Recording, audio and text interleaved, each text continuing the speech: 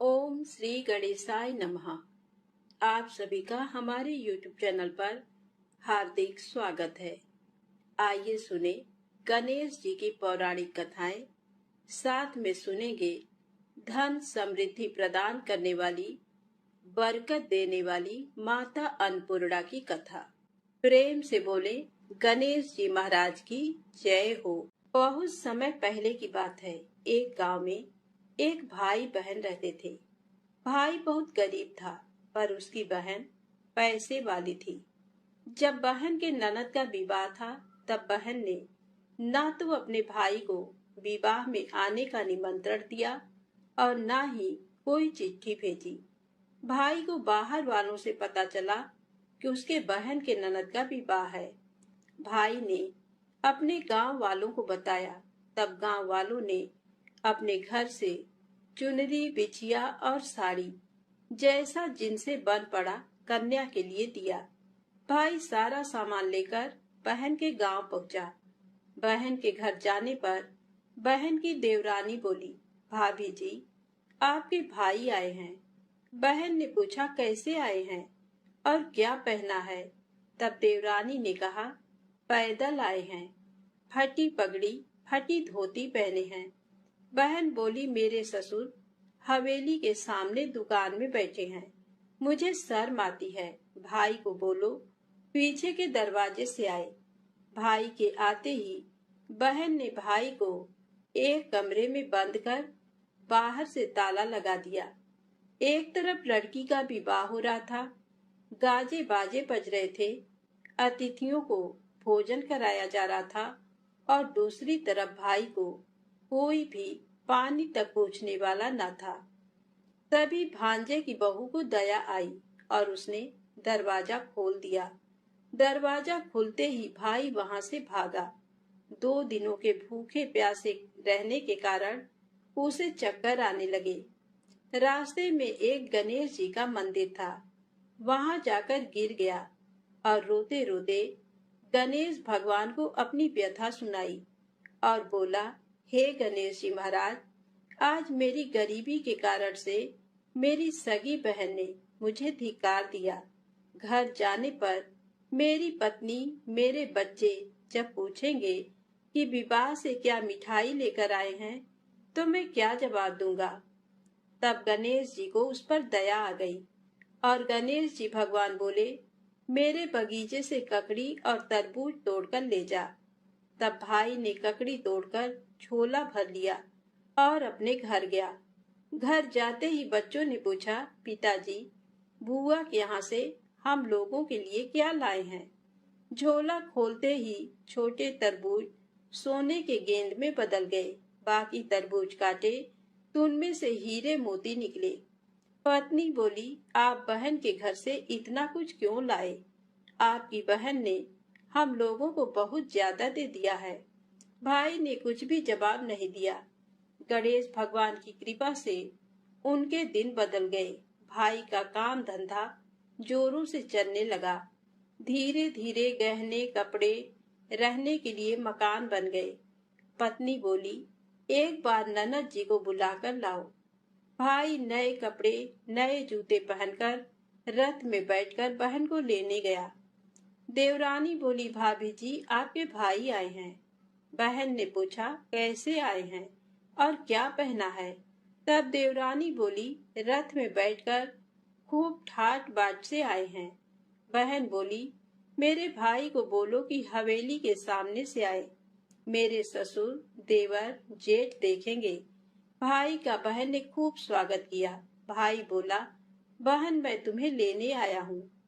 तब बहन ने कहा, मुझे भी बहुत दिन हो गए हैं, चलो मैं चलती हूँ। भाई बहन को लेकर अपने घर आया। भाई और उसकी पत्नी ने बहन का खूब आदर सत्कार किया। जो चीजें मांगी सब बनवा कर दिया। बहन बोली, भाई, मुझे एक जूती चाहिए। तब भाई ने मोची को बुलाया और कहा, मेरी बहन के लिए ऐसी जूती बनाओ जो मुंह से बोले। भाई ने बहन को बहुत सारा धन देकर विदा किया, पर अभी तक वह जूती नहीं आई थी। बहन रवाना होने लगी, तभी मोची जूतियां लेकर आया। बहन के जूती पहनते ही जूतियां बोली। निर्धन भाई की पैसे वाली बहन, गणेश जी का बगीचा नहीं होता तो आज क्या करती। बहन तब भाई की पत्नी से पूछा, ये कहाँ से आवाज आ रही है। तभी भाई ने कहा, सुबह का समय है, कोई जीव जंतु बोल रहे होंगे। भाई ने घोड़े गाड़ी को जल्दी जाने को कहा। बहन के जाते ही पत्नी जिद करके बैठ गई कि जूतियां क्या बोल रही थी। तब पति ने अपनी पूरी आपबीती सुनाई कि कैसे बहन ने मुझे 2 दिन भूखा रखा, कमरे में बंद कर दिया था। भांजे की बहू ने दरवाजा खोला, तब मैं बाहर आया और गणेश जी के शरण में जा पहुंचा। गणेश जी की कृपा से हमारे दिन बदले हैं। उसने अपने पत्नी को सारी बात बताई। तब पत्नी बोली, अगर मुझे मालूम होता तो मैं आपकी बहन को कुछ नहीं देती। मेरा दिया हुआ सब कुछ वापस लेकर आओ। तब पति बोला, गणेश भगवान ने हमें सब दिया है। अगर वह मुझे भूखा प्यासा कमरे में बंद नहीं करती तो मैं गणेश भगवान के मंदिर में क्यों जाता। क्या मैं गणेश जी को अपना दुखड़ा सुनाता। तुम अपना मन मैला मत करो, अपने पर तो गणेश जी की कृपा है और किस चीज की कमी है। फिर दोनों गणेश जी के आगे झुककर प्रणाम करते हैं और जयकारा लगाया। हे गणेश जी महाराज, जैसी कृपा आपने गरीब भाई पर करी, वैसे ही अपने सभी भक्तों पर अपनी कृपा बनाए रखना। तो प्रेम से बोले, गणेश जी महाराज की जय हो। अब आइए सुने गणेश जी महाराज की अगली पौराणिक कथा। एक बार देवी तुलसी विवाह हेतु वर ढूंढने के लिए तीर्थ यात्रा पर निकली थी और ढूंढते ढूंढते वह गंगा किनारे पहुंच गई। उस वक्त गणेश भगवान गंगा किनारे तप कर रहे थे। उन्हें देखते ही देवी तुलसी उन पर मोहित हो गई और उनके मन में गणेश भगवान से विवाह की इच्छा उत्पन्न हुई। फिर देवी तुलसी ने गणेश जी के पास जाकर उनका ध्यान भंग कर दिया। आंखें खोलने के बाद गणेश भगवान के सामने देवी तुलसी खड़ी थी, लेकिन सामने एक स्त्री है, इसलिए अपने क्रोध को नियंत्रण में रखकर गणेश भगवान ने पूछा, आप कौन है देवी और मेरा ध्यान भंग करने का क्या कारण है। जवाब में देवी तुलसी ने अपने परिचय के साथ गणेश जी से विवाह की बात कर ली। उत्तर में गणेश जी बोले, देवी मैं ब्रह्मचारी हूँ, उस वजह से मैं विवाह नहीं कर सकता। अपने विवाह प्रस्ताव के लिए ना सुनने के बाद देवी तुलसी क्रोधित हो गई और उन्होंने गणेश जी को श्राप दे दिया कि उनका ब्रह्मचर्य टूटेगा और उनके 2 विवाह होंगे। इस बात पर गणेश भगवान भयंकर क्रोधित हो उठे, क्योंकि एक तो वह स्त्री है, इसीलिए ध्यान भंग करने पर भी गणेश जी ने कुछ नहीं कहा और इतनी विनम्रता से बात करने पर भी उन्हें श्राप दिया गया। फिर गणेश जी ने भी देवी तुलसी को श्राप दिया कि तुम्हारा विवाह शंखचूर्ण नाम के असुर के साथ होगा। एक देवी होकर भी उनका विवाह एक राक्षस से होगा। ये जानकर देवी तुलसी विचलित हो गईं और विनायक जी से इस कठोर श्राप से मुक्ति दिलाने की क्षमा याचना करने लगी। फिर गणेश जी को तुलसी देवी पर दया आ गई। वह बोले कि मेरा श्राप तो बदल नहीं सकता, वह तो सच होकर ही रहेगा, लेकिन अगले जन्म में तुम एक पेड़ बनोगी और भगवान महाविष्णु जी को अत्यंत प्रिय होगी। उनकी पूजा में भी तुम्हारा एक महत्वपूर्ण स्थान होगा और कलयुग के इंसानों को तुम मोक्ष का मार्ग दिखाओगी।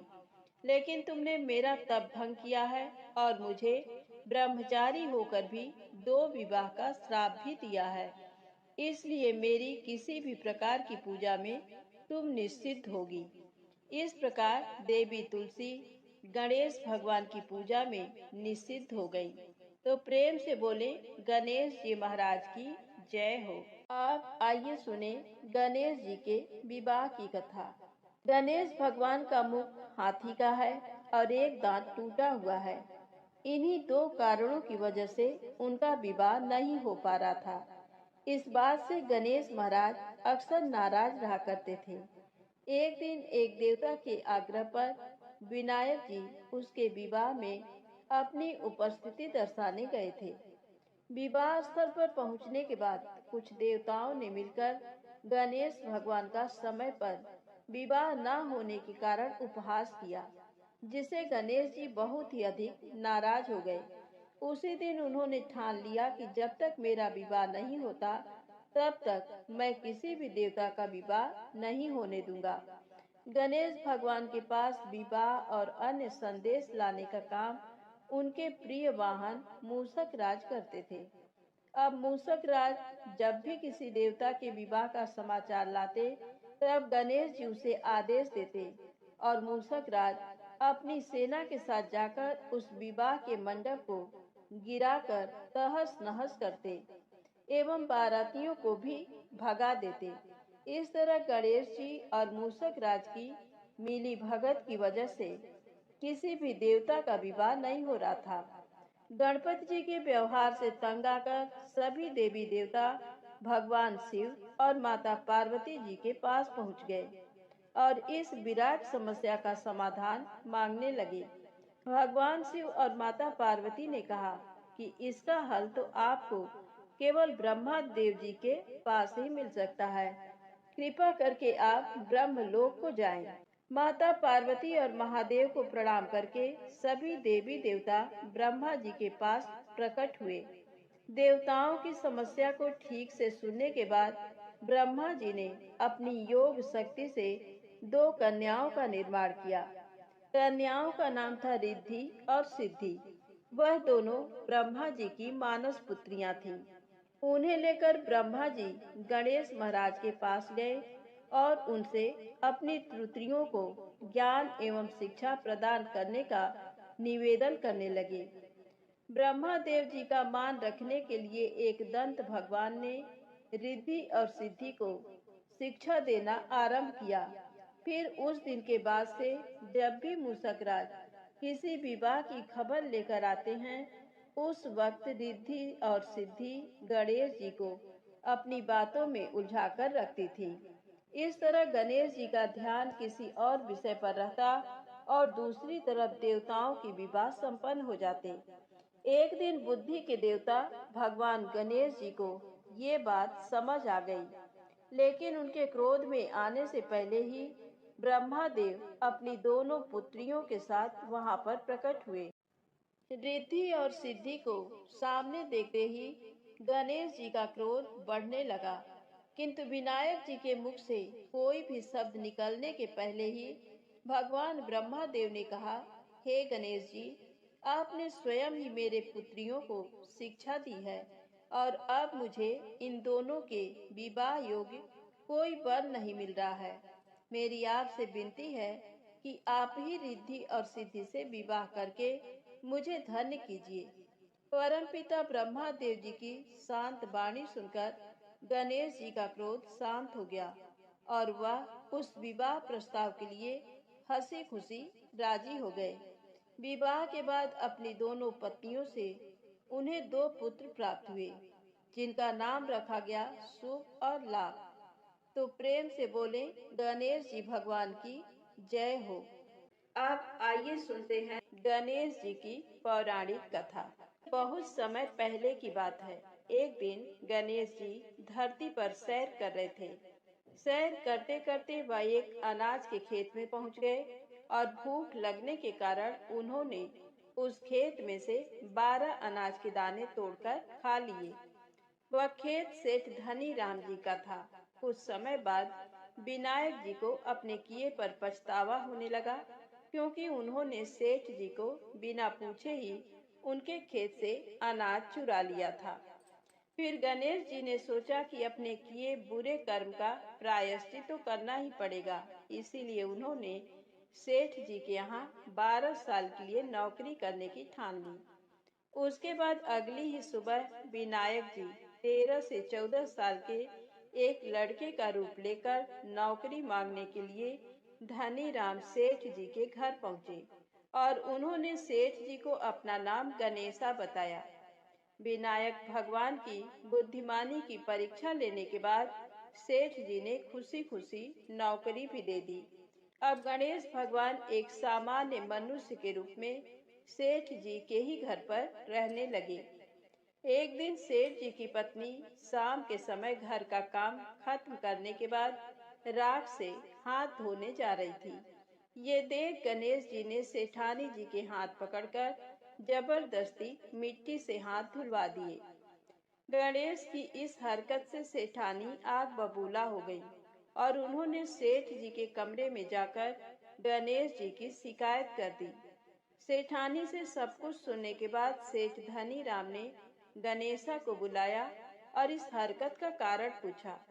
गणेश जी बोले कि सेठानी शाम के समय राख से हाथ धो रही थी और ऐसा करने से घर की लक्ष्मी नाराज होकर चली जाती हैं। इसीलिए मैंने उनके हाथ मिट्टी से धुलवाए। इससे घर पर माता लक्ष्मी की कृपा बनी रहती है। ये सब सुनकर सेठ जी ने सोचा, गणेशा की सोच तो बड़ी अच्छी है। उसी के कुछ दिन बाद कुंभ मेले का शुभ अवसर आया। सेठ जी ने गणेशा को बुलाया और कहा, सेठानी जी को कुंभ मेले में स्नान करा लाओ।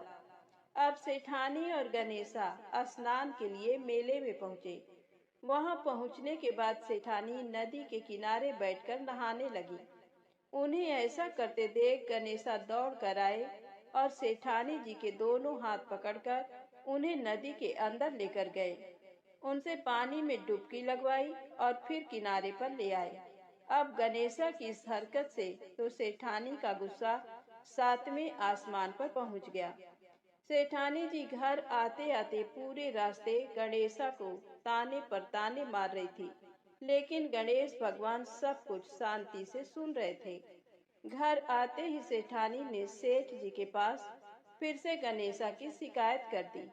सेठ जी ने तुरंत ही गणेशा को बुलाया और पूछा, तुमने ऐसा क्यों किया? गणेश जी बोले, सेठ जी, सेठानी नदी के किनारे बैठकर गंदे पानी से नहा रही थी। मैंने इनको बीच नदी में ले जाकर साफ पानी में डुबकी लगवाई। ऐसा करने से उन्हें अगले जन्म में बहुत बड़ा राजपाट और वैभव मिलेगा। सेठ जी ने सोचा कि गणेशा के विचार कितने अच्छे हैं, मेरे परिवार का भला सोचता है। कुछ दिन बाद सेठ जी के घर पर पूजा थी। पंडित जी आने के बाद सेठ जी ने गणेशा से कहा, जाओ और सेठानी जी को बुला कर लाओ। सेठ जी के आज्ञानुसार गणेश जी सेठानी को बुलाने गए। उस वक्त सेठानी काली चुनरी ओढ़कर कमरे से बाहर आ रही थी। ये देखते ही विनायक जी ने वह काली चुनरी उतारकर फाड़ दी और कहा कि पूजा के लिए लाल रंग की चुनरी ओढ़कर आइए। अब सेठानी बहुत ज्यादा नाराज हो गई और गणेशा पर चिल्लाने लगी। वो आवाज सुनकर सेठ जी वहां पर भागते हुए आए और पूछा कि क्या हुआ। तब सेठानी बोली, गणेशा ने मेरी चुनरी फाड़ दी। फिर सेठ जी ने भी गणेशा को बहुत डांटा। जवाब में गणेश जी ने कहा कि सेठ जी, पूजा में कभी काला वस्त्र नहीं पहनते, इससे शुभ काम सफल नहीं होते, इसीलिए मैंने ऐसा किया। सेठ जी ने सोचा कि गणेश है तो बहुत ही समझदार। इसी तरह लीला रचाते हुए उसी घर में गणेश जी के 12 साल बीत गए। फिर एक दिन सेठ जी ने नया कारोबार शुरू करने से पहले घर में पूजा रखी थी। पूजा करते करते उनको याद आया कि पूजा की सामग्री में गणेश भगवान की मूर्ति तो है ही नहीं। तब उन्होंने अपने नौकर गणेशा को पूजा घर से भगवान विनायक जी की मूर्ति लाने के लिए कहा। गणेशा बोला कि मुझे ही मूर्ति समझकर पूजा में विराजमान कर लो, आपके सारे शुभ काम सफल हो जाएंगे। ये बात सुनकर सेठ जी गुस्सा हो गए और बोले, गणेशा, तुम अभी तक सेठानी से मजाक करते थे, अब मुझसे भी करने लगे हो। उत्तर में गणेश जी ने मुस्कुराते हुए कहा, नहीं सेठ जी, मैं मजाक नहीं कर रहा, मैं सत्य वचन कह रहा हूँ। इतना कहने के बाद नौकर गणेश ने अपना असली भगवान स्वरूप धारण कर लिया। साक्षात गणेश भगवान को सामने देखते ही सेठ और सेठानी उनके चरणों में लीन हो गए और उन्होंने अपनी पूजा संपन्न कर ली। उसके पश्चात गणेश जी देखते ही देखते अंतर ध्यान हो गए। बाद में सेठ और सेठानी को बहुत पछतावा होने लगा कि स्वयं भगवान हमारे घर नौकरी कर रहे थे और हमने उनके साथ कितना बुरा व्यवहार किया, उनसे बहुत सारा काम कराया। ये सोच सोचकर दोनों दुखी होने लगे। फिर उसी रात सेठ और सेठानी के सपने में गणेश भगवान प्रकट हुए और उन्हें समझाया कि मैंने 12 साल पहले तुम्हारे खेत से 12 अनाज के दाने बिना पूछे तोड़ लिए थे और उसी कर्म का दोष दूर करने के लिए मैं 12 साल से तुम्हारे घर नौकरी कर रहा था। अगले ही दिन से सेठ जी पर गणेश भगवान की माया हो गई। उनका व्यापार दिन दोगुना और रात चौगुनी तरक्की करने लगा। धनी राम सेठ जी के जीवन की काया पलट हो गई। हे गणेश जी महाराज, जैसी माया आपने धनी राम सेठ जी पर की, वैसी ही माया इस कहानी को पढ़ने वाले और सुनने वाले हर एक व्यक्ति पर करना। प्रेम से बोले गणेश जी महाराज की जय हो। अब आइए सुने पुरुषोत्तम मास की बड़ी ही पावन और दिव्य कथा। इस कथा को सुनने मात्र से समस्त मनोकामनाएं पूर्ण होती हैं। एक समय की बात है, एक बूढ़ी माई थी। उनके एक बेटा और बहू थे। बूढ़ी माई बहुत ही धार्मिक प्रवृत्ति की महिला थी। हर तीसरे साल पुरुषोत्तम मास आने पर स्नान, व्रत और दान करती थी। एक बार पुरुषोत्तम मास में उनके बेटे बहू ने उनसे कहा, माँ, तुम हर बार पुरुषोत्तम मास में स्नान, दान आदि करती हो, इसका कोई पुण्य भी मिलता है? मेरे विवाह को 5 वर्ष हो गए, आज तक ना तुम्हारे पोता हुआ और ना ही मेरी कोई अच्छी नौकरी लगी। तो बुढ़िया माई बोली, अब मैं पुरुषोत्तम भगवान से मिलकर पूछूंगी मेरे स्नान दान का पुण्य कब मिलेगा और मैं घर तभी वापस आऊंगी। जय हो पुरुषोत्तम भगवान की, जय हो पुरुषोत्तम भगवान की करती हुई वह बूढ़ी माई चल दी।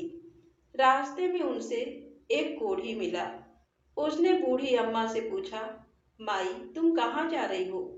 तो बुढ़िया माई बोली, मैंने अपने पूरे जीवन काल में हर तीसरे साल आने वाले पुरुषोत्तम मास का स्नान, व्रत, दान आदि किया है, लेकिन मेरे बेटे बहू कहते हैं इसका कोई पुण्य नहीं मिलता। मैं पुरुषोत्तम भगवान से मिलकर ये पूछूंगी कि मुझे इसका फल कब मिलेगा। तब कोढ़ी ने कहा, अगर तुम्हें पुरुषोत्तम भगवान मिले तो उनसे मेरे भी दुख का निवारण पूछना। जब मैं 15 साल का था तब से मुझे कोढ़ है, मुझे किस बात की सजा मिल रही है? तो बूढ़ी माई बोली, जरूर पूछूंगी। ये कहकर जय हो पुरुषोत्तम भगवान की, जय हो पुरुषोत्तम भगवान की कहती हुई वह आगे चल पड़ी। आगे चलकर रास्ते में उसे एक कुम्हार पति पत्नी मिले। उन्होंने पूछा, माई, आप कहाँ जा रही हो? तो बुढ़िया माई ने सारी बात बता दी। तो वह बोले, माई, क्या तुम हमारे दुख का भी निवारण पुरुषोत्तम भगवान से पूछोगी? हमारी आज भी आय का साधन मटके बनाना है। पिछले 3-4 वर्षों से हमारे सारे मटके टूटे फूटे बन रहे हैं। कुछ बच भी जाता है तो पकाते समय टूट जाते हैं। ऐसा क्यों हो रहा है? तो ये जरूर पूछना। तो बुढ़िया माई बोली, जरूर पूछूंगी। और जय हो पुरुषोत्तम भगवान की, जय हो पुरुषोत्तम भगवान की कहती हुई आगे बढ़ गई। रास्ते में उसे एक सांप मिला और बूढ़ी माई से बोला, मैं तुझे डसूंगा। तो माई बोली, तुझे अगर मुझे डसना है तो डस लेना, लेकिन अभी मैं पुरुषोत्तम भगवान से मिलने जा रही हूँ। उनसे मिलकर जब वापस आऊंगी तब तुम मुझे डस लेना। सांप बोला, माई, अगर तुम्हें पुरुषोत्तम भगवान मिले तो मेरे दुख का निवारण पूछना कि मेरी नागिन हर साल अंडे देती है, लेकिन एक भी सपोला जिंदा नहीं रहता। तो बूढ़ी माई बोली, मैं जरूर पूछूंगी। जय हो पुरुषोत्तम भगवान की, जय हो पुरुषोत्तम भगवान की कहती हुई वह आगे चल पड़ी तो उसे पेड़ के नीचे एक साधु महात्मा बैठे हुए मिले। उन्होंने बूढ़ी माई से कहा, कहाँ से आई हो और कहाँ जा रही हो? तो बूढ़ी माई ने कहा, अपने बेटे बहू के दिए हुए तानों की सारी बात बताई। तब वह साधु बोले, बूढ़ी माई, क्या भगवान ऐसे ही मिल जाते हैं? और मिलेंगे तो उन्हें पहचानोगी कैसे? तो बूढ़ी माई बोली, मैं उन्हें पहचान लूंगी। ऐसा कहकर बूढ़ी माई ने उन साधु महात्मा को प्रणाम किया और बोली, जय हो पुरुषोत्तम भगवान की। तब पुरुषोत्तम भगवान ने उन्हें दर्शन दिए और बोले, तुम्हें क्या चाहिए? वह बूढ़ी माई बोली, मुझे आपके दर्शन होते ही सब कुछ मिल गया, मुझे और कुछ नहीं चाहिए। पुरुषोत्तम भगवान बोले, जा तेरा कल्याण हो। अब बूढ़ी माई ने रास्ते में मिले सभी की बातों को एक एक करके निवारण पूछने लगी। सबसे पहले बूढ़ी माई ने कोढ़ी के लिए पूछा तो भगवान बोले, बूढ़ी माई, वह अपने पिछले जन्म के कर्मों का फल भोग रहा है। पिछले जन्म में वह एक राजा था और वह अपने राज्य के लोगों को बिना अपराध के ही दंड देता था। उसे उनकी आह लगी है, तो मेरी चरण धूलि ले जाओ और उसके कोढ़ पर लगा देना, वह ठीक हो जाएगा। फिर बूढ़ी माई ने कुम्हार के दुख का निवारण पूछा तो भगवान बोले, एक बार कुम्हार पति पत्नी के पास एक गरीब माता पिता अपनी लड़की के विवाह के लिए कलश लेने आए थे। पैसा ना होने के कारण उन्होंने उसे कलश नहीं दिया।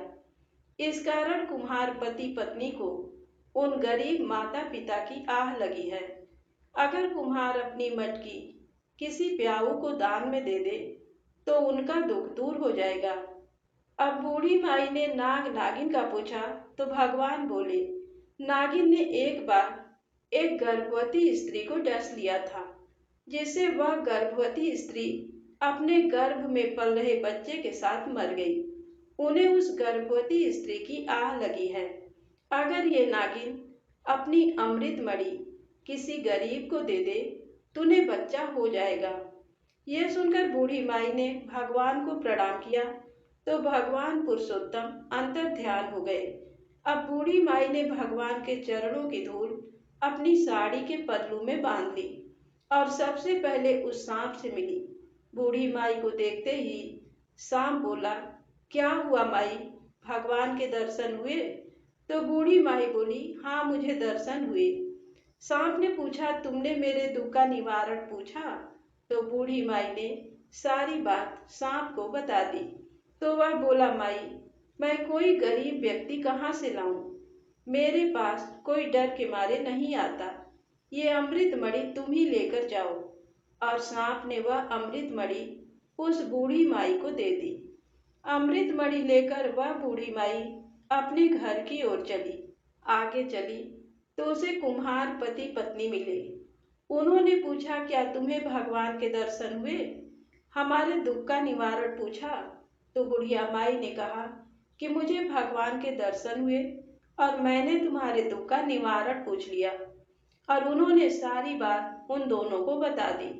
तब वह बोले, हम आज ही 100 मटके एक प्याऊ में दान कर देंगे। अब वह आगे चली तो उन्हें वह कोढ़ी मिला। कोढ़ी भी बूढ़ी माई से पूछने लगा, क्या हुआ बूढ़ी माई, भगवान मिले? तो बूढ़ी अम्मा बोली, हाँ मुझे भगवान के दर्शन हुए और मैंने तुम्हारे दुख का निवारण भी पूछ लिया। तो बूढ़ी माई ने कोढ़ी को सारी बात बता दी और कहा, ये तुम्हारे पूर्व जन्म के कर्मों का फल है जो तुम भोग रहे हो।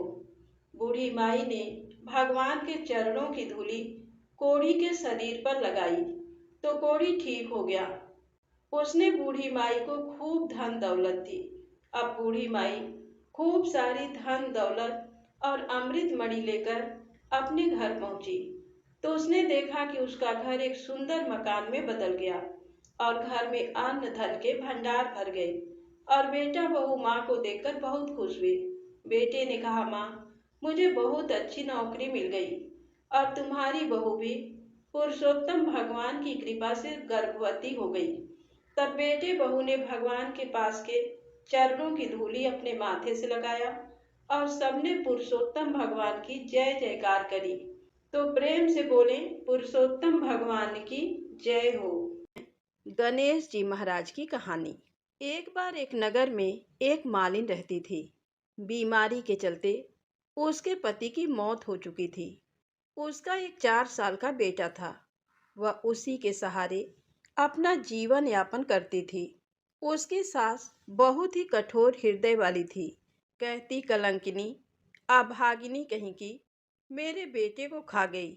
वह चाहे कितना भी काम करे, अपनी सासू माँ की सेवा करे, पर उसकी सास के मुख से कभी भी उसके लिए प्यार का एक शब्द कभी नहीं निकला। उसे दुखी देखकर उसकी सास को कभी भी दुख नहीं होता। वह कभी नहीं सोचती कि इस उम्र में पति को गंवाने के बाद बेचारी कितनी दुखी रहा करती होगी। इन सब बातों को नजरअंदाज करते हुए वह हर समय अपनी बहू के साथ लड़ाई करती, जितनी हो सके तकलीफ देती थी। फिर भी उसकी बहू सामने बोलकर कुछ नहीं कहती। तो इतने से भी उसकी सास का मन नहीं भरा। तो एक दिन उसने अपने गुस्सा के चलते अपने पोते और बहू को घर से निकाल दिया। दोनों माँ बेटे रोते रोते घर से चल पड़े। चलते चलते एक जंगल में पहुंच गए। वहां जाकर एक बड़े से पेड़ के नीचे बैठ गए। वहां से थोड़ी ही दूरी पर एक गणेश जी का मंदिर था। वहां पर बहुत सारे लोग गणेश जी के दर्शन करने आते, वहां प्रसाद चढ़ाते और फिर वहां मौजूद लोगों को बांट देते। तो वह माँ बेटे दोनों गणेश जी के मंदिर में गए। वहां जाकर उसकी माँ कहने लगी कि हे गणेश जी महाराज, मुझसे ऐसी क्या गलती हो गई जिसकी मुझे आप इतनी बड़ी सजा दे रहे हैं। पहले मुझसे मेरे पति को छीन लिया और अब मुझे घर से बेघर कर दिया। अब मैं अपने बेटे के साथ कहाँ जाऊं, क्या करूं, कहाँ रहूं? अब आप ही मुझे कोई रास्ता दिखाएं। आज आपके सिवा हमारे माँ बेटे का कोई नहीं है। फिर माँ बेटे दोनों मंदिर के आगे बैठ गए। जो भी लोग गणेश जी का प्रसाद वहां पर बांटते, उसी प्रसाद को खाकर माँ बेटे अपना गुजारा करने लगे। सुबह शाम दोनों माँ बेटे गणेश जी की पूजा पाठ करते हैं। एक दिन बैठे बैठे गणेश जी की कृपा से उन दोनों के मन में आया कि क्यों ना हम जंगल से फूल लाकर बेचें। यहाँ पर रोजाना लोग आते हैं। अगर हम फूल माला बनाकर बेचेंगे तो यहाँ आने वाले लोग पूजा के लिए फूल जरूर खरीदेंगे। तो इस तरह सोचकर दोनों माँ बेटे सुबह जल्दी जंगल में से फूल लाकर फूल माला बनाकर वहाँ पर बैठ जाते। तब गणेश जी के भक्त वहाँ पर आते तो उससे फूल खरीदते और बदले में उन्हें कुछ रुपए दे देते। तो इस तरह फूल बेचते बेचते कई दिन हो गए। तो कुछ रुपए इकट्ठे हो गए। तो उन्हीं रुपयों से वह पूजा की सामग्री और प्रसाद भी लाकर बेचने लगे। गणेश जी की कृपा से आमदनी बढ़ने लगी। धीरे धीरे उनके पास इतना रुपया इकट्ठा हो गया कि उन्होंने एक मकान बना लिया और पास ही में एक दुकान बना ली। अब उस दुकान के अंदर पूजा की सारी सामग्री, मिठाइयाँ, फूल, दुर्वा घास गणेश भक्तों के लिए हर समय मौजूद होता। तो सुविधा के लिए सारे लोग वहीं पर आकर उन्हीं की दुकान से सारा सामान खरीदते। तो वहां पर एक राजा की लड़की थी जो रोजाना मंदिर में पूजा करने आती थी और मालिन की दुकान से ही सामान खरीदती थी। तो मालिन के बेटे को देखकर राजकुमारी उस पर मोहित हो गई और उससे विवाह करने की सोचने लगी। एक दिन उसने अपनी भाभी से अपने मन की बात कही। तो भाभी अनुभवी थी। उसने कहा कि ननद बाई साहब, ये तो मालिन का बेटा है और तुम एक राजा की बेटी हो। अगर तुम्हारा विवाह इस मालिन के बेटे के साथ किया गया तो इससे हमारी बड़ी बदनामी होगी। पर राजकुमारी नहीं मानी। तो उसकी भाभी ने राजकुमारी की माँ यानी कि अपने सास से ये बात कही कि हमारी बेटी मालिन के बेटे से प्यार करती है और उसी से शादी करना चाहती है। तो उसकी माँ और पिताजी ने उसे बहुत समझाया, पर वह कहने लगी कि मैंने तो प्रतिज्ञा कर ली है। अगर मैं शादी करूंगी तो उसी से करूंगी, नहीं तो मैं शादी ही नहीं करूंगी। तो राजा कहने लगा कि बेटा, जब तुमने प्रतिज्ञा कर ली है तो मैं तुम्हारी प्रतिज्ञा को कभी नहीं तोड़ूंगा। तो राजा खुशी खुशी अपनी बेटी का विवाह करने के लिए तैयार हो गए और उन्होंने बड़े धूमधाम से अपनी बेटी का विवाह मालिन के बेटे के साथ कर दिया। मालिन ने सबसे पहले बेटे बहू को गणेश जी के मंदिर में ले जाकर पूजा पाठ करवाया और गणेश जी का आशीर्वाद दिलवाया। उसके बाद पूरे नगर में ये बात फैल गई कि गणेश जी की पूजा करने से सारे दुख दर्द दूर हो जाते हैं। ये माँ बेटे यहाँ पर आए थे तो बिल्कुल ही गरीब थे। इनके पास खाने के लिए अनाज और पहनने के लिए कपड़े भी नहीं थे। और देखो, गणेश जी की कृपा से इनके पास कितना धन हो गया है और आज इस लड़के की शादी राजकुमार की बेटी के साथ हो गई है। तो सारे गांव वाले उसी गणेश मंदिर पर पूजा करने के लिए आने लगे और उन्हीं की दुकान से सामान खरीदते। तो ऐसा करने से मालिन के बेटे का काम दिन दुगना रात चौगुना तरक्की करने लगा। और उधर जिस दिन से मालिन की सास ने उन माँ बेटे को घर से निकाला था, उसी दिन से उसके अन्नदाता रूठ गए थे। उसके घर में घाटा लगने लगा और सारा सामान बिक गया। धीरे धीरे वह समय भी आ गया जब उस बुढ़िया को एक समय का भोजन भी नसीब नहीं होता था। उसे भूखा मरता देखकर गांव के लोग उस पर बिल्कुल भी दया नहीं दिखाते थे। कहते थे कि अपनी बेचारी विधवा बहू को किस तरह से लड़ाई करके इसने घर से बाहर निकाल दिया है, तो अपनी करनी का फल भुगत रही है। वह तो बेचारी आज ना जाने कहाँ होगी। पहले तो भगवान ने उससे उसका पति छीन लिया और फिर एकमात्र घर का सहारा था जो इस बुढ़िया ने छीन लिया। तो ये सुनकर बुढ़िया को अपने किए पर बहुत ही पछतावा होता और गांव वालों की बेरुखी देखकर एक दिन वह रोती बिलखती गांव छोड़कर निकल गई और चलते चलते उसी जंगल में पहुंच गई जहां गणेश जी का मंदिर था। वहां पहुंचकर मालिन के बेटे से कहने लगी कि बेटा, मैं तो कई दिनों से भूखी हूँ, मुझे 2 वक्त की रोटी दे दिया करो, इसके बदले में मैं तुम्हारा सारा काम कर दूंगी। तो लड़के को दया आ गई और उसने उसे काम पर रख लिया। उसने अपने दादी को नहीं पहचाना और उसने उस बुढ़िया को भोजन करवाया। फिर बुढ़िया काम पर लग गई। जैसे ही शाम हुई तो मालिन घर आई। उसने अपनी सास को देखते ही पहचान लिया और कहने लगी कि सासू माँ, आप यहाँ कैसे? तो सास ने पोते की तरफ इशारा करके कहा कि मेरी इस सेठ के यहाँ नौकरी लग गई है। तो उसकी बहू कहने लगी कि सासू माँ, आप ये कैसी बातें कर रही हो? ये आपका पोता है और ये घर भी आपका है। यहाँ आपको काम करने की क्या जरूरत है? जब आपने हमें घर से निकाला था, तब गणेश जी भगवान ने हमारी रक्षा की थी। तो ये देखकर वह बुढ़िया बड़ी ही हैरान हुई और अपनी बहू से कहने लगी कि बेटा, मुझसे गलती हो गई।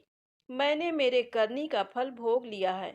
तुम्हें घर से निकालने के बाद घर में जो कुछ था, सब कुछ नष्ट हो गया। मुझे तो खाने के लिए अन्न का एक दाना तक नसीब नहीं होता था और ऊपर से सारे गांव वालों ने मुझसे मुख मोड़ लिया। तभी तो मैं घर छोड़कर निकल गई। बेटा, मुझे मेरी करनी पर बहुत ही पछतावा हो रहा है, तू मुझे माफ कर दो। तो उसकी बहू कहने लगी कि माँ जी, कभी माँ भी अपने बच्चों से माफी मांगती है? जो हुआ सो हुआ, उसे भूल जाओ और खुशी खुशी अपने पोते का सुख देखो। तो अब बुढ़िया सोचने लगी कि मेरी बहू कितनी अच्छी है और मैं इसे कभी भी पहचान नहीं सकी। आज मेरे पास कुछ नहीं है और इसके पास सब कुछ है, फिर भी ये देखो मुझे कितनी प्रेम पूर्वक अपने घर में रखकर मान सम्मान दे रही है। ऐसा सोचते हुए उस बुढ़िया की आंखों से खुशी के आंसू चल पड़े। हे गणेश जी महाराज, जैसा सुख आपने मालिन को दिया, वैसा सुख सबको देना। जो आपकी इस कथा को पूरे श्रद्धा भाव से सुने, उसकी सारी मनोकामनाएं पूर्ण करना। बोलो गणेश जी भगवान की जय हो। आइए सुने धन समृद्धि प्रदान करने वाली माता अन्नपूर्णा की बड़ी ही दुर्लभ कथा। प्राचीन काल की बात है। पुरुषोत्तमपुर नामक ग्राम में एक बहुत धर्मात्मा सेठ जी रहा करते थे। उनके 5 पुत्र और एक सबसे छोटी पुत्री थी और उसका नाम गौरी था। सेठ जी का भरा पूरा परिवार था। सेठ जी ने अपने सभी 5 पुत्रों का विवाह कर दिया था और जब छोटी बेटी गौरी विवाह की योग्य हुई तो उन्होंने उसका विवाह एक दूसरे नगर के अपने ही समान धनी परिवार में कर दिया। अब सेठ जी की पुत्री गौरी दुल्हन बनकर जिस घर में गई, वहां उसका पति अपने माता पिता का इकलौता पुत्र था। अब गौरी बड़े ही प्रसन्नता पूर्वक अपने ससुराल में रहने लगी। गौरी बड़ी ही सदाचार, गुणवान तथा रूपवती थी। एक दिन की बात है, जब 1.25 महीना हो गया, तब सास ने गौरी को रसोई संभालने के लिए दे दिया। रसोई की सारी बातें समझा दी। गौरी अपने सासू माँ का पांव छूकर रसोई में प्रवेश करती है। तब सास ने कहा, बहू, रोज सुबह जल्दी उठकर पूजा पाठ करके रसोई में प्रवेश करना, फिर खाना बनाना। रोटी बनाते समय पहली रोटी गाय को, अंतिम रोटी कुत्ते को बनाना मत भूलना। इस प्रकार सास ने गौरी को सब कुछ समझा दिया। गौरी 4 लोगों के लिए खाना बनाती है और खाना बनाकर अपने पूरे परिवार को खिलाती है। जब अंत में खुद खाने के लिए बैठी, तब वह देखती है कि उसके लिए तो रोटी बची ही नहीं। अब क्या करे? वह चावल, दाल और सब्जी खाकर पानी पी लेती है।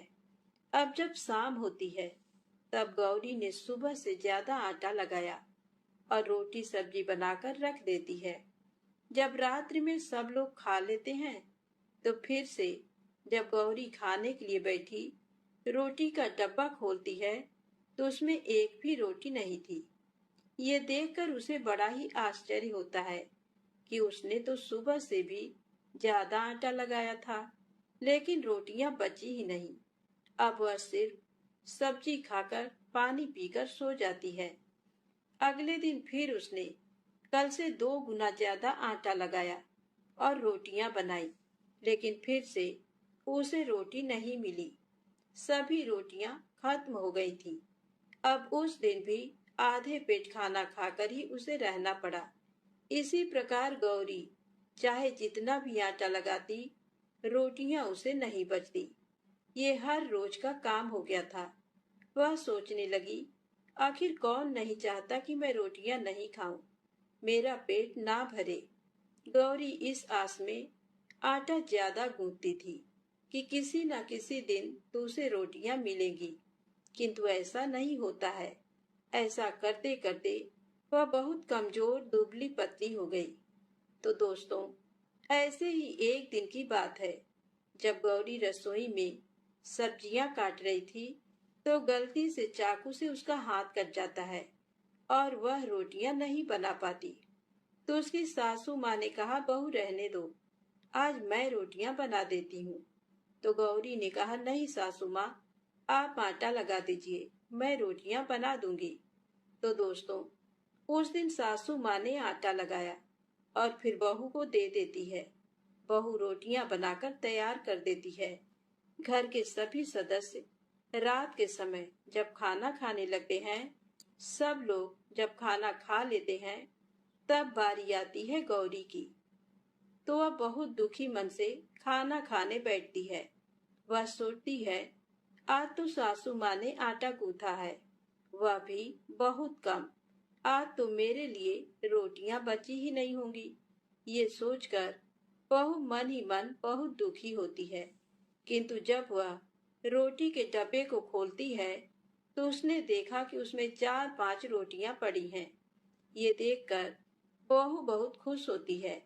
अब क्या था, ऐसे ही 7 दिनों तक बहू की सासू माँ ने आटा गूंथा और बहू रोटियां बनाती थी और बहू को रोज रोटियां मिलने लगी। इन 7 दिन बहू ने भर पेट खाना खाया। जब 8वां दिन आया तो बहू का हाथ भी ठीक हो गया था। तब सासू माँ ने कहा कि गौरी बेटा, क्या मैं आज आटा गूंथ दूं या फिर तुम आटा गूंथ लोगी? तब गौरी ने कहा, नहीं माँ, मेरा हाथ अब ठीक हो गया है, मैं आटा गूंथ दूंगी। उस दिन गौरी ने आटा गूंथा और रोटियां बनाई, सबको प्रेम पूर्वक खाना खिलाया। जब उसके खाने की बारी आई तब उसने देखा कि रोटी के डिब्बे में तो रोटी है ही नहीं, पूरा रोटी खत्म हो गया। ये देख बहू गौरी बहुत ही आश्चर्य में पड़ जाती है। वह सोचती है, जब तक सासू माँ ने आटा लगाया तब तक तो मुझे रोटियां मिलती थी, लेकिन जब से मैं आटा गूंथने लगी तो मुझे रोटियां ही नहीं मिलती, जबकि सासू माँ मुझसे बहुत ही कम आटा गूंथती थी। इसके बाद भी पूरा परिवार उसमें खा लिया करता था। ऐसी क्या बात है? ये सारी बातें सोचकर गौरी बहुत ही परेशान हो जाती है और दिन भर दुखी रहती थी। एक दिन की बात है, गौरी के पति ने गौरी से पूछा कि गौरी, तुम इतना उदास क्यों रहती हो? इतना सारा धन संपत्ति सब तुम्हारा ही तो है, तुम्हें रोकने टोकने वाला कोई नहीं है। तुम अपने मन से अपने पसंद का भोजन बनाकर खा सकती हो। तुम दिन प्रतिदिन इतनी कमजोर कैसे होती जा रही हो? गौरी ने लाज और संकोच से अपने पति को कुछ नहीं बताया। तब उसके पति ने सोचा कि शायद उसकी पत्नी को उसके माता पिता की याद आ रही है। इसीलिए अगले दिन गौरी का पति अपने माता पिता से कहता है कि पिताजी, मुझे लगता है कि गौरी को उसके माता पिता की याद आ रही है। मैं उसे उसके मायके ले जाकर सबसे मिलवा लाता हूँ। अपने बेटे की बात सुनकर गौरी के सास ससुर तैयार हो जाते हैं और उसे जाने की अनुमति दे देते हैं और कहते हैं, बेटा, यदि बहू को अपने माता पिता से मिलकर प्रसन्नता होती है तो अवश्य ही तुम उसे उसके मायके ले जाओ। अब गौरी का पति अपने पत्नी को लेकर उसके मायके जाता है। दामाद और बेटी को देखकर उनका बहुत ही आवभगत होता है। तरह तरह के व्यंजन बनाए जाते हैं, खिलाए जाते हैं, बहुत सेवा सत्कार होता है। उसी दिन रात में समय मिलने पर गौरी की माँ ने अपनी बेटी को कोने में ले जाकर पूछा, बेटी, तुम इतनी दुबली पतली कैसे हो गई? तुम तो बहुत ही कमजोर दिख रही हो। क्या बात है? तुम्हें कौन सी बात खाई जाती है? क्या तुम्हारे ससुराल वाले तुम्हारी चिंता नहीं करते, तुम्हें दुख देते हैं? या ऐसी कौन सी बात है जिससे तुम्हारी ये दशा हो गई है? अपनी माँ की बातें सुनकर गौरी अपनी सारी परेशानी, सारी चिंताएं, सब कुछ बताती है। अपनी बेटी की बात सुनकर गौरी की माँ ने कहा, बेटी, हमें लगता है माता अन्नपूर्णा तुमसे नाराज हो गई हैं। इस विषय में तो मैं कुछ नहीं कर सकती, क्योंकि तुम्हारे ससुराल में हमारा बोलने का कोई अधिकार नहीं है। इसीलिए मैं तो कहूंगी कि तुम यहाँ से जाने के बाद इस विषय में अपने सास और ससुर से बात करना, वही कुछ हल बताएंगे और तुम्हारी समस्या का समाधान होगा। बेटी, माँ अन्नपूर्णा जिससे नाराज होती हैं, उसके साथ ऐसा ही होता है।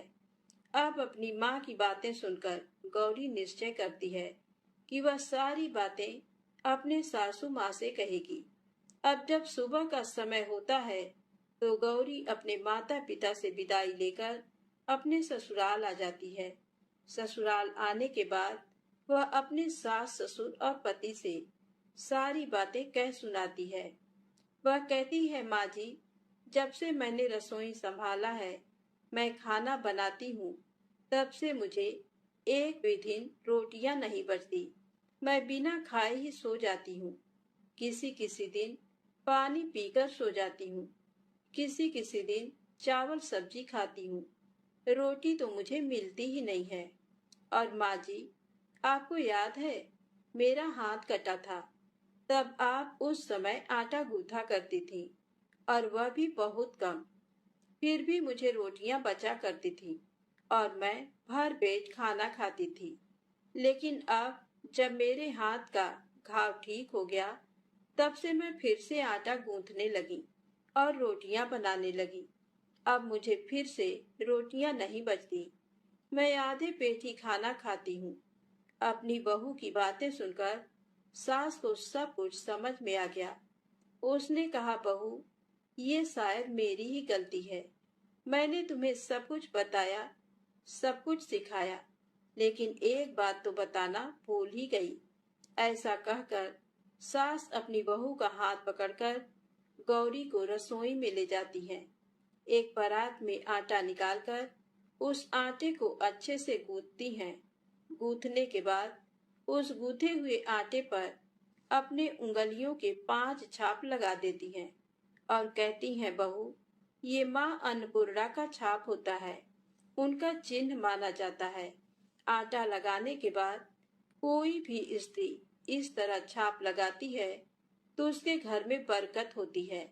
इसका अर्थ ये है कि माँ अन्नपूर्णा की कृपा सभी परिवार वालों पर बरसे और कोई भी सदस्य भूखे पेट ना सोए। बहू, मैं तुम्हें ऐसा बताना भूल गई।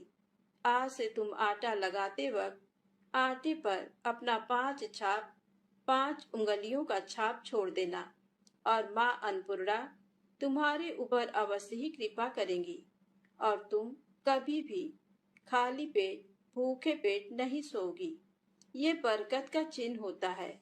अब अपने सासू माँ की बात सुनकर बहू हर रोज आटा गूंथती और फिर उस पर अपने 5 अंगुलियों की छाप छोड़ देती और फिर रोटियां बनाती। अब बहू को भी हर रोज रोटियां मिलने लगी। वह पेट भर भोजन करने लगी और स्वस्थ भी हो गई। माँ अन्नपूर्णा की कृपा उस पर बरसने लगी। उसके हाथ में माँ अन्नपूर्णा का वास हो गया। घर पर कोई भी सदस्य भूखा नहीं रहता और जो कोई मेहमान आता या कोई भी भीख मांगने के लिए भिक्षुक आता, उसे भी वह खाना खिलाकर ही घर से विदा करती। इस प्रकार बहू के ऐसा करने से उसके घर में बरकत होने लगी, अन्न की वर्षा होने लगी। तो दोस्तों, आटे को गूंथ कर उस पर 5 उंगलियों का छाप लगाना हमारी पुरानी परंपरा है। ये माता लक्ष्मी और अन्नपूर्णा माता का चिन्ह माना जाता है। ऐसा करने से माता अन्नपूर्णा सदा प्रसन्न रहती हैं और घर वालों पर अपनी कृपा दृष्टि बनाए रखती हैं। तो प्रेम से बोले, अन्नपूर्णा माता की जय हो।